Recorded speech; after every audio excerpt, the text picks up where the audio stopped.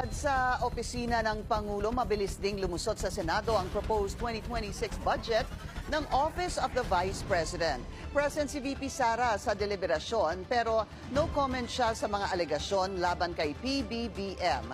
Narito ang agenda report ni Hannah T. Thank you. Next year na.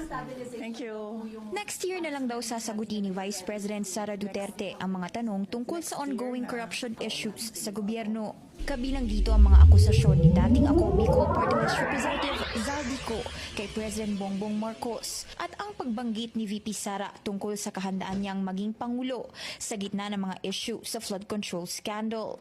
Sa pagdalo sa budget briefing kanina sa Senado, binati na lang ni VP Sara ang Senate media ngayong papalapit na ang holiday season. The reason na pumunta ako dito ay para batiin kayong lahat ng Blessed Christmas and a Happy New Year. And I wish you good health in the year 2026. Nagpasalamat din ang bise sa Senado dahil sa loob lang ng higit kumulang 5 minuto, inaprubahan na ang 889 million peso budget ng Office of the Vice President for 2026. Walang nakipagdebate sa plenaryo tungkol sa budget ng OVP. Pero nagpahayag ng suporta ang Duterte ally na si Senator Robin Padilla. Natuwa si Padilla dahil hindi raw iniipit ng Senado si VP Sara.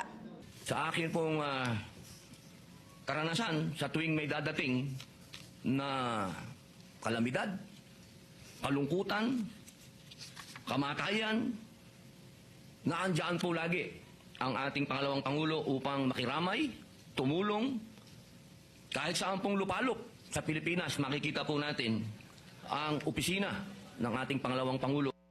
Nasa higit kumulang 902 million ang proposed budget ng OVP para sa 2026. Pero pagdating sa budget deliberations ng House of Representatives, binawasan ito pa 733 million.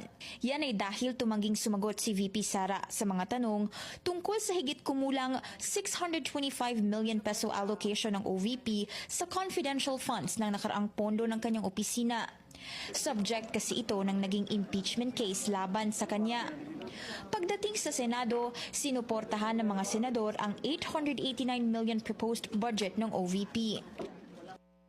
Inimpeach ng House of Representatives si VP Sara ngayong taon bunsod ng ilang mga issue, kabilang ang sa paggamit ng confidential funds. Pero pagdating dito sa Senado, inarchive na ang impeachment complaint dahil sinabi ng Korte Suprema na mali ang naging proseso sa Kamara, kaya't hindi na ito pinagpatuloy sa Senado. Para sa agenda, Hannah T., Billionario News Channel.